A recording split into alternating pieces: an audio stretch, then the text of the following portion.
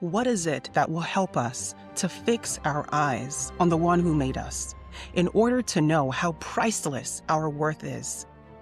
Only God knows. Only God knows the beauty, the grandeur, the excellence, the splendor of you. And so what stops us from being equipped with the knowledge of who God says we are in order to set the world on fire? And so when we do begin to set the world on fire, and with the fire of the Holy Spirit, we will help others to not turn back. No, to not turn back on God, who made them in His image and His likeness. Hello and welcome to Beautiful People. I am your creator, host, and executive producer, Onyebuchi Maria Akpati, and you get to call me O Maria.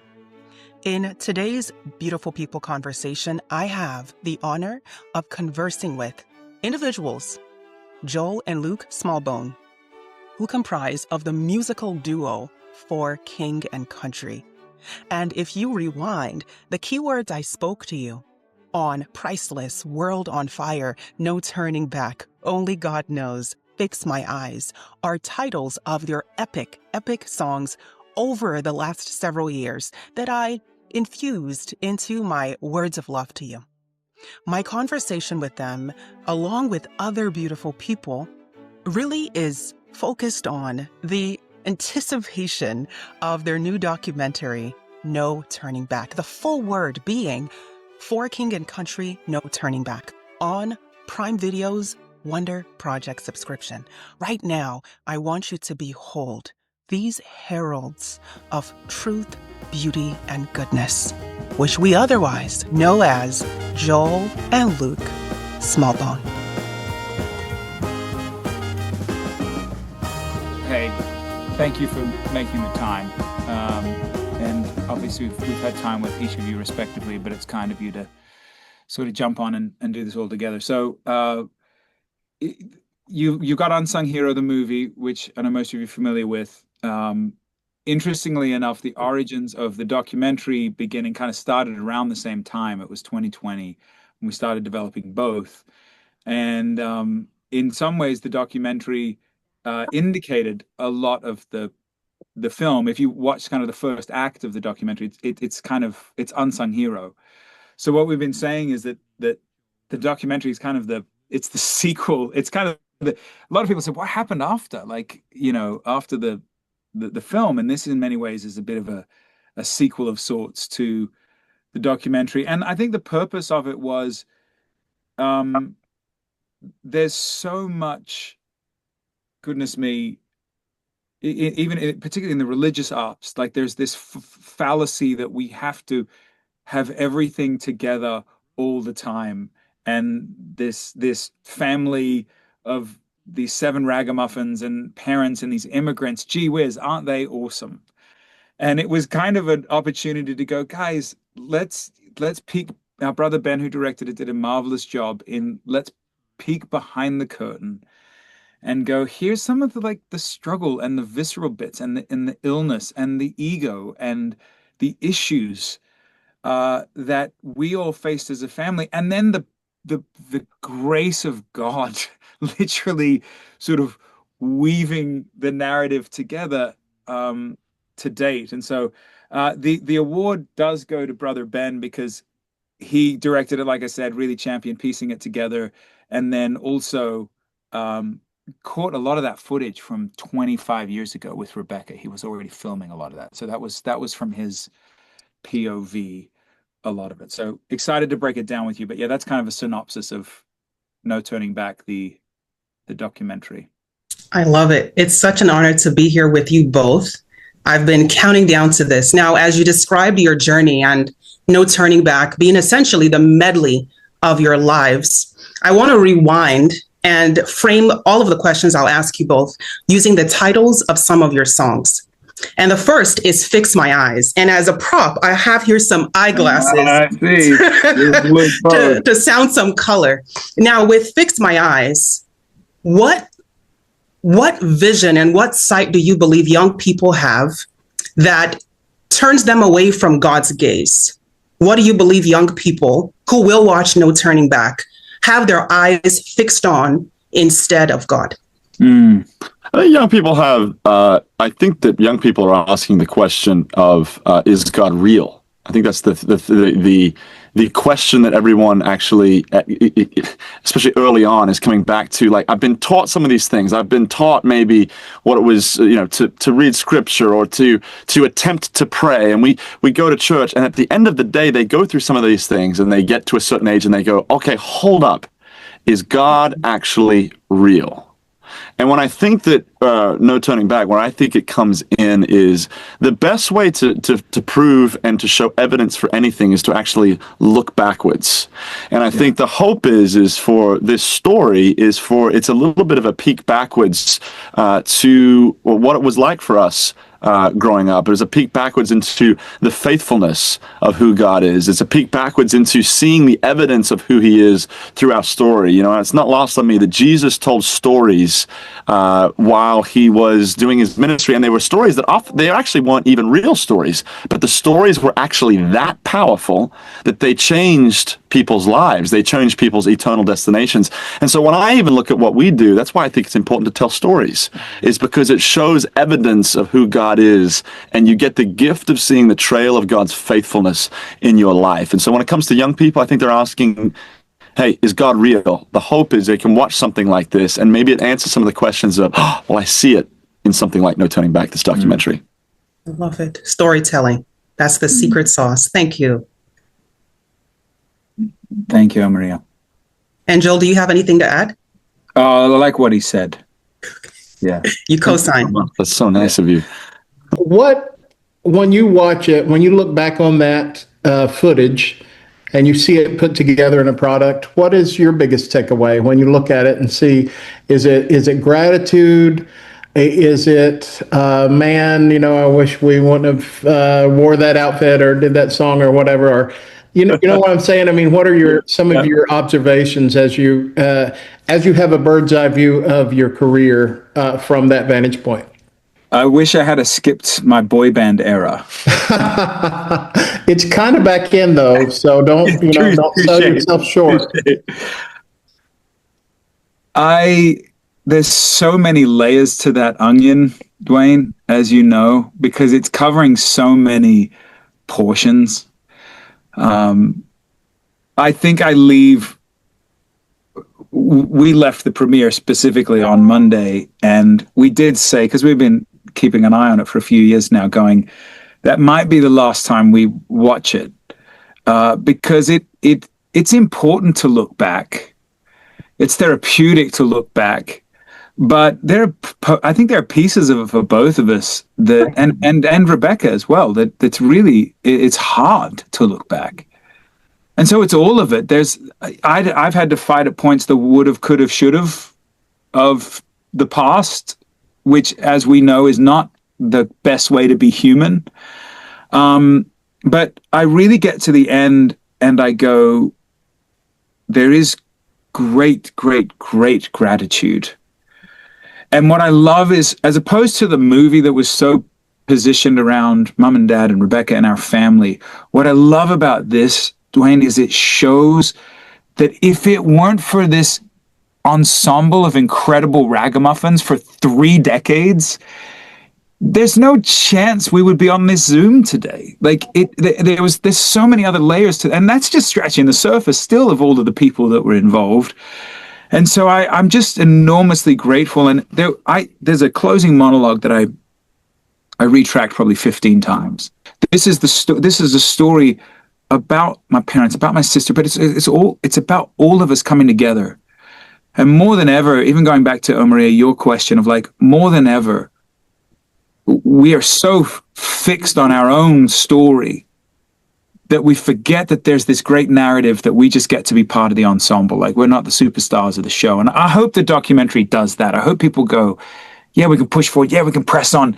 But man, it's about the ensemble. It's not about the 2 people that are in front of the camera in this case, Yeah, and it's just about saying yes, right? And the doors that God opens. So that's amazing. And a bit of ridiculous homeschooler tenacity as well, somewhere tucked away. Well, thank you. It's good to talk to you. So in the documentary, you talk about nearly a decade of failed starts and rejections. Was there a single moment in that season when you wondered if you had misunderstood God's calling, and what pulled you back into believing that there was no turning back? Look, I think that, dreams are extremely fragile. New beginnings, new businesses, new life. It's all very fragile. And I think, obviously the documentary kind of talks about a little bit of my journey, which was God had given me gifts growing up, and I used to be able to just sing because I sang, but I never really thought of it being something that I would do for a living. But then when it kind of got into, we started working together, I think that there was genuinely this, well, we'll give it a go, sorta thing. And I think Joel actually says it in an interview, and I think it's spot on. And I think I did feel this, well, if I don't really go all the way in, then if I fail, then my excuse is, well, I never really tried it that hard. I didn't really go for it, and I, move on to something else. And what I realized is there's no way to actually see a dream or a hope come to fruition unless you give it everything.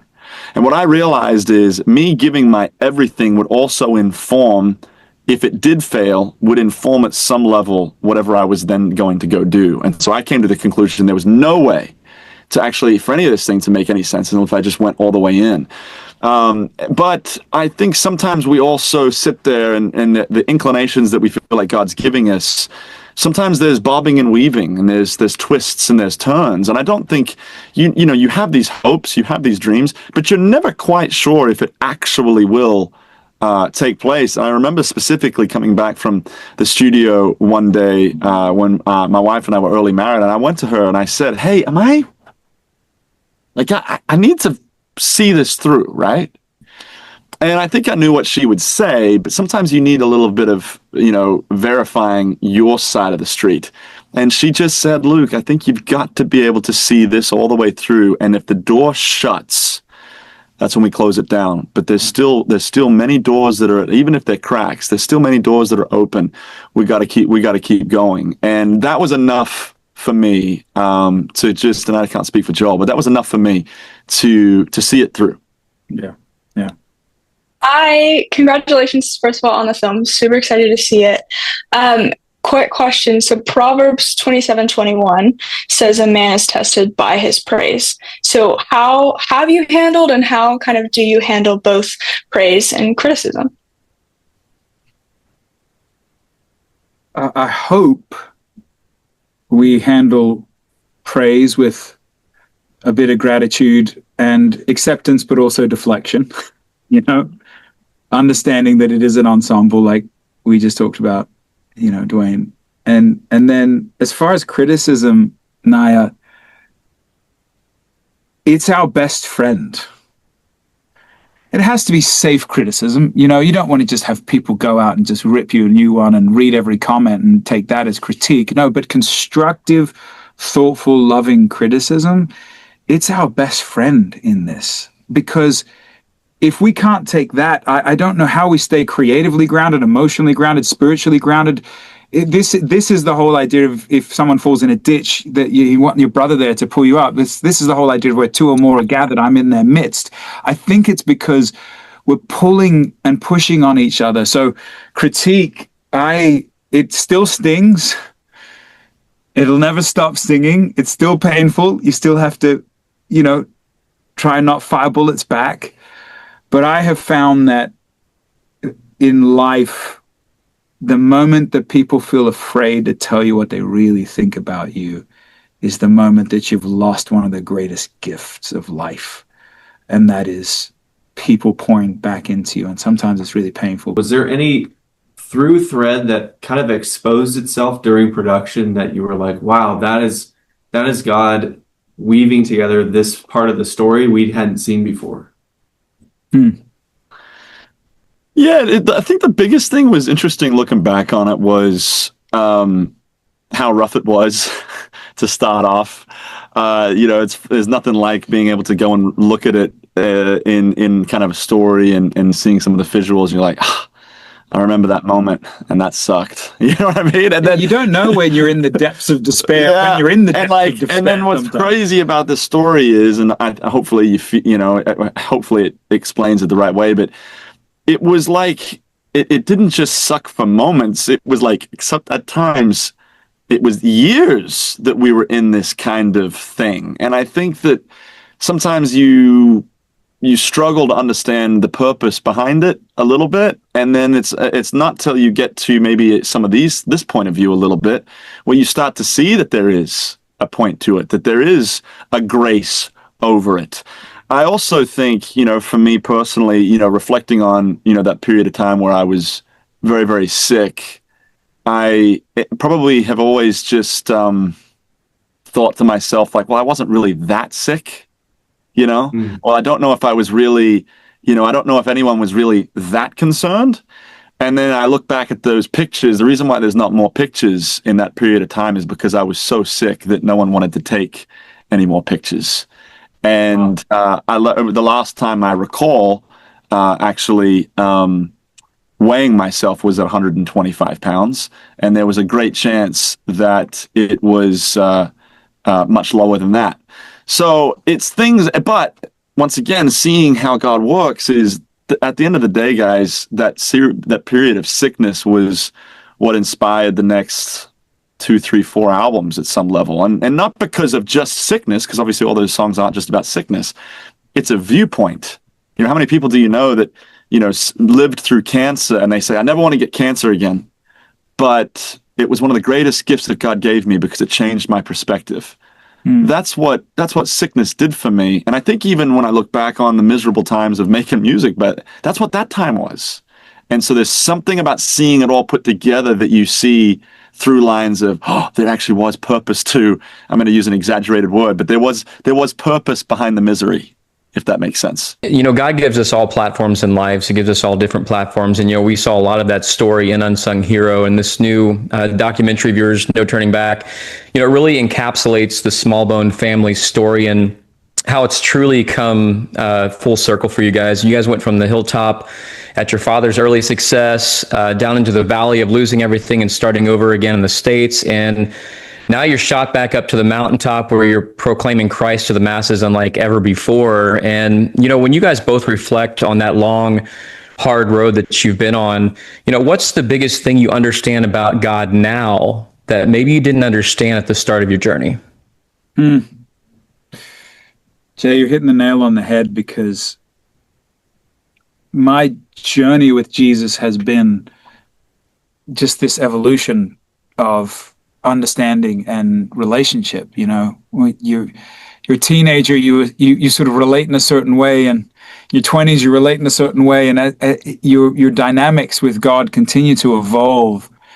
And so I'm you know how it is, the more you learn, the less you know.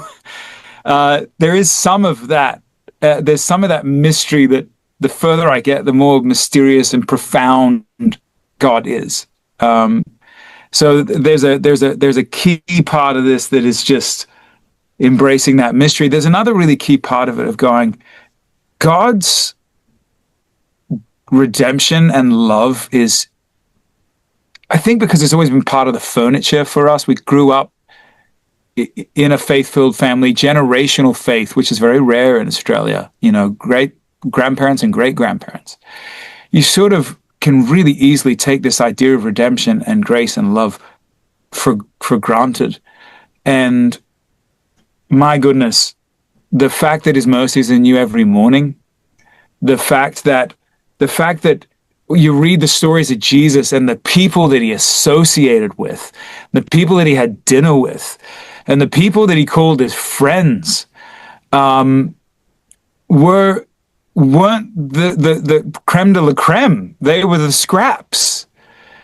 And I find a lot of grace in that. I find a lot of grace for myself, because you know me well enough, Jay, to know I'm a bit of a perfectionist. And so this idea of doing it right, literally, Mariah and I were at the CMAs the other night, and I crossed the road as we were leaving, and there were 2 officers there, and I said to them, I said, guys, am I doing the right thing or the wrong thing? And she laughed and she said, if there was an encapsulation, Joel, of your question of your life, it would be that. But doing the right thing, and the shame I feel when I feel like I've done the wrong thing is weighty. But the fact that there's grace and goodness and this extreme love for people like me, it sounds rudimentary, but it's been one of the great hallmarks of my journey with Jesus this year. So I'm great to realize that and re-realize it, if you will. Awesome. Well, I appreciate everything you guys do and the ministry that you guys have been doing all these years, man. Thank you. You know, obviously you like to push the envelope. That is obvious. So as you look back and you guys have been for King and Country, almost 20 years. So that sounds like a really, really long time. So what do you, as you see how God has worked in your life, how has that manifested itself not only in the style and stylistically? I mean, you guys are doing some incredible things, but also you're doing incredible things with respect to the substance, with respect to the lyrical content and the songs that you say, that you sing. So how have you seen that manifested? Yeah. Clarify that question. Just manifested in what way? Yeah. In other words, what God is doing in your life, how does that come out through the music? Yeah. And especially Got it. That makes sense. Cool. All right. Look, I often say this. I'm not a good enough songwriter to write songs about things that I don't care about, which is a blessing and a curse. Because if I'm not in it, I can't like get pen to paper or, start typing out lyrics. Because I need the songs to feel like they feel like we've lived them. And that's not for everybody, and not everybody has to make music like that. That's one thing I love about art, is everybody's kind of got a different method and a different thought process of how they do things.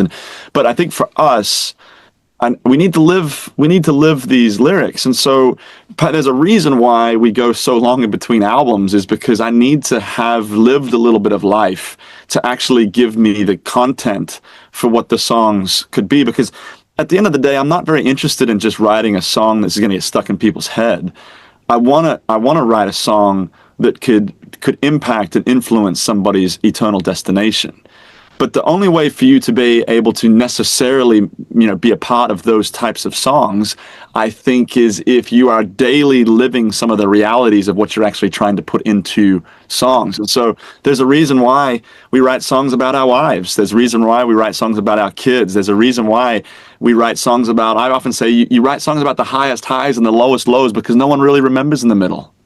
And for us, I think I've seen these stories and these come out in the fact that these songs are lived, that these songs have, my hope is that they have purpose and meaning, because they feel like when they listen to the songs, they feel this, I actually think that this person has lived this. That's always been my hope, is at the end of the day, we are no better than anybody out there.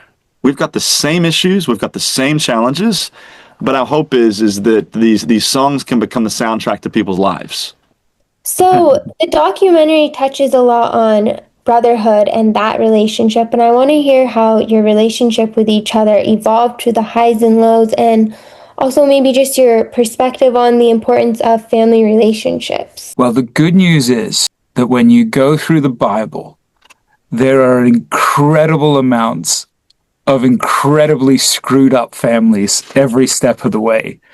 And yet God still chose to use these people, brothers, brothers, some of the 12 of his disciples, or these Old Testament just liars, scallywags, scoundrels, and they were family, and he still chose to use the family unit to bring about his purposes. And so I will say, I'm really proud to still be in it with family. As the documentary showcases, it's not a walk in the park. And if that's what anyone takes away from Unsung Hero, the documentary, then they need to rethink. I think what we hope to propose is that there is a power and a beauty and a trust in fighting for family, and yes, boundaries and all the rest of it, but fighting for family to live in community, to live in love, that I fear sometimes we're losing in 2025 and beyond. We're losing the beauty of the father passing down to the son, or the mother passing down to the daughter.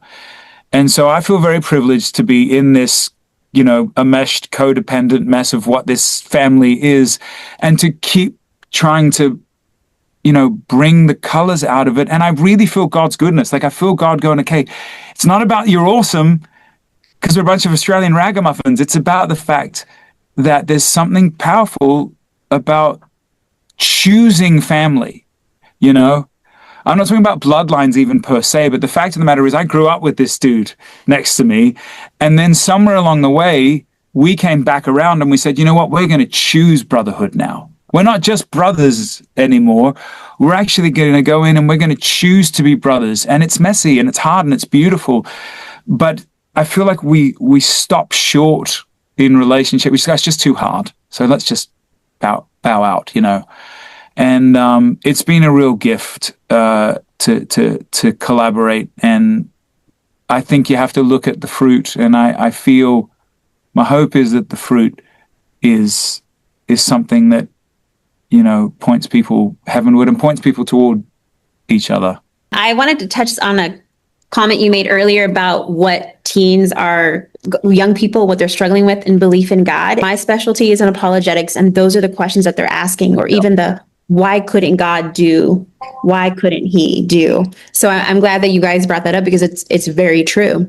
Now, for the teens that are watching, what words of wisdom would you give to them? I would ask for life advice. They're all coming to me with relationships and boyfriend and girlfriend, and I say no until you're older. But life advice, biblical advice, and professional advice, like career. Yeah. Well, look, I'm not a theologian, nor am I a scholar, nor am I a pastor, but I have a love for Jesus. And so hopefully I can speak to some of these things. I think to the life advice I would say is, there's this idea of like, hey, I'm going to graduate high school, I'm going to go to college, and I'm going to do these things. And there's this kind of a and nothing against any of those things, but there's a rhythm to life that, like, if they tick these boxes, they're doing great. But it's also kind of a system, right? And it's almost like you're pre-programmed to think these things. When I look in the Bible, I see people that were not pre-programmed to do any of these things per se, and there's these crazy moments that happen. I would say to the youth, dream up God-sized dreams. Don't tell yourself all the reasons why you can't do something. Don't tell yourself all the reasons why that doesn't make sense. Dream up big dreams and then go and test these things. I mean, we forget that God says, like, test the spirit. So if you feel like God's telling you that something's going on, go and try it. Identify that it is, well, then you're well on your way to that God-sized dream, because we need people in government to go, I don't know what to do, I'm going to go to the Christians. They're the ones who are the best at problem solving. You know what I'm saying? When it comes to biblical truth, to the youth, always seek wisdom. In everything you do, go by wisdom in all cases, in every scenario. Try and find people that are wiser, smarter, that are living the life you hope to live. Go ask them all the questions that you could ever ask. And then, obviously, emulate who Jesus is, but then emulate the way that these people that you respect. What are some of the tent poles of why they're interesting to you, the tent poles of why you want to be like them? Go emulate those things. My oldest is 12 years old, and so we're coming into some of those things now. I would say this, dating and trying to find a spouse is complicated, right? It's a little bit messy. But I think what happens is there's this pressure to find these and figure these things out quite young. And at the end of the day is if you're 13, 14 and you already have had like 3 or 4 or 5 girlfriends, there's just so much damage attached to that. There's just so much hurt. There's so much sadness. And what I would say is man, go be friends with these people. Go be in, like, there's nothing wrong with being attracted to the girl that's next to you in the classroom. But should you be going on an exclusive dates at 14, 15? Probably not. But should you go out and befriend that person? 1,000%. And so I think that you can find out a lot more. I would say this to the youth. I would say only date truly when you think there is a great chance that this person I'm spending time with could be my spouse.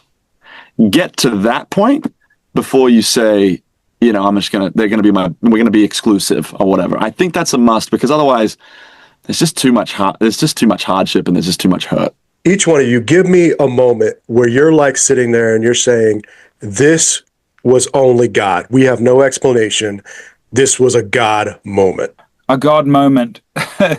This might be a bit backwards, and I might get my hand slapped for this one. Luke tearing his ACL in the first game of his junior year of high school. Because Dad had, we covered this in the documentary, but Dad had approached him during that time about being involved, and there was something about him being a younger brother and as well suited as we might have been, and that Dad saw the sort of, it was not obvious in the moment. Him being better at sports and him being a better singer, all these things were like, and taller. I was like, I don't like, yeah, ego. I don't see it. But there was there's some real kind of, I mean, if any of you tore your ACL, you know, it's a game changer for about 6 months. At least it was then. And there was just something that really kind of reset the narrative, and it created actually, frankly, just a lot of empathy in me. And so we always attribute, I use that as a sad and ironically at Luke's expense example, but we always are so keen to attribute these sort of sparkly, magical moments to God. And don't get me wrong, he's there in them. I'm not saying he's not, but he's also with the poor in spirit, and he's also with those that are struggling and hurting, and I would argue almost more so if the economy of spirituality works like that. And that was just a hard moment that I saw turn for good, and it was it really set a course for both of our lives. You know, some ligaments in his left knee set a course for our future, which is funny to say, isn't it? I look at things that are going on in the world right now as far as a newfound revival that seems to be going on amongst youngsters. Mm-hmm. And youngsters to me means something probably different than you guys are youngsters to me. So, but the hope that we have, you guys are out there all the time pouring your hearts out. You're doing screen work and all of that. Tell us about the hope that you see in a Jesus revolution. Look, when it comes to the movement that is what I think is a budding revival right now, which I think for all of us that are listening to this, we should all be a part of, and we should all figure out how can we be a part of that. But what I would say is this: I think it's because they've tried everything. I think that, you know, when I hear some of the stories that I'm hearing, it's like, dude, they've done all of the stuff, and they feel worse. They find themselves more addicted. They find themselves more miserable. And then all of the things that they think are cool, they're like, this doesn't produce anything that I want to live for. And so they're looking for something as crazy as Jesus. You know what I'm saying? Because if you think of it, that what they would probably have lived life going, I'm going to do all these things. That guy over there, he's insane. I'm never going to do that. And then they go, well, all the other crazy stuff that I've tried, you know, maybe I need to go crazier. And they're going to try, they try the blood of Jesus. Yeah, and all of a sudden, it doesn't mean that it instantly changes their circumstances, but somehow it seems to, it instantly changes their joy. It instantly changes their peace. It instantly changes their what's going on in their head. Now, they've got to have accountability. There's a process. There's got to be healing. But what I'm seeing is people that are hopeless leaving certain rooms hope-filled. Explain that to me. It's a modern-day miracle. Absolutely. It doesn't exist. If you start following these people's lives that are turning to Jesus, they have the most upsetting, the most tragic life stories, and yet they come in with the same amount of baggage, and they leave feeling freedom. Explain that to me. It's miraculous. And so to me, that's the hope that obviously that we try to convey in our songs. It's the hope that we can try to convey in our lives. And you know, that's the hope that we look forward to continuing to deliver through the stories that God continues to give us. Hey, you guys have recorded with a very diverse crowd, collaborated with other people like Jordan Sparks and Dolly Parton, Michael W. Smith, Kirk Franklin. What's the value you see in that? And is there more of that on the way?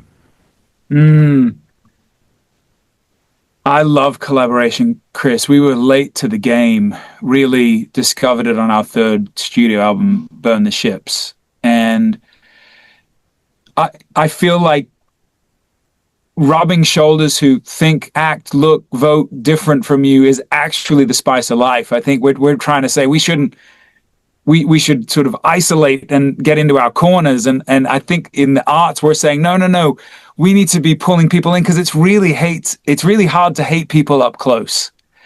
You know, proximity is a beautiful thing.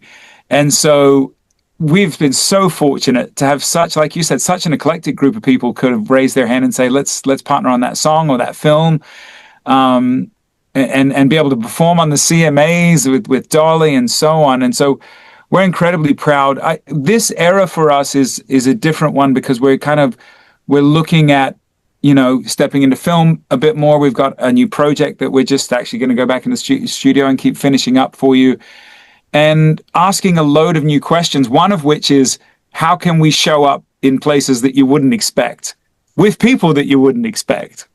So without sort of blowing our cover too much, I'll tell you that I think you'll find that when we do show up somewhere in a collaboration, or, you know, with an actor on a film, I think you'll be like, that's fun and funny and strange. I didn't see that one coming. So it's the spice of life, and it's been beautiful in our career. Some of the highest compliments, and we hope to continue it, simply said. Can I just offer a blessing over you guys and a prayer over you as you go today? Because you all, whether it's through the written word or through speaking or through visuals, you're all leaders in your own right. And so God, we thank you for your goodness. We thank you for the chance to collaborate. We thank you that you are near to those who are just working through life and struggling through life, and that when we gather together like this, you're amongst us, and we sense that. I pray over each of the strains and the struggles and the pressures that we all face, just for anxiety to be released through prayer and through your goodness and community and through wisdom, as Luke spoke about. Pray over Grace as they continue to go about their work, for wisdom along the way, and that you'll bring us back together very soon. We also just lastly pray over this country and this world as we come into a time of Thanksgiving.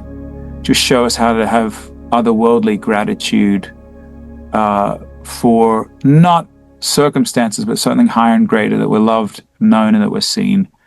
In Jesus' name, amen. Hearing and learning from and soaking up the knowledge from Joel and Luke is an invitation for me and for you to remember that all of the forms of communication, of media that we think can impact people, music has to be one of them. Music has the power to move souls, to draw you to action, to inspire you. And as we know, the word inspiration means for breath to be infused into the thing that it is trying to inspire through the power of the Holy Spirit. I honor Joel and Luke for their time, because the world is about to be shaken up in a way that they did not see coming. And the same applies to you. After watching this Beautiful People conversation, please go onto Prime Video, search for the Wonder Project subscription, and subscribe. They even have a free trial. Go and savor For King and Country, No Turning Back, on Prime Video's Wonder Project subscription. That is all from me today. I thank you for being here with me on Beautiful People. I am your creator, host, and executive producer, Onyebuchi Maria Akpati. You get to call me O Maria. Until next time, remember that there are a plethora of beautiful people in the world, and a unique presence within all those beautiful people is you. Until next time.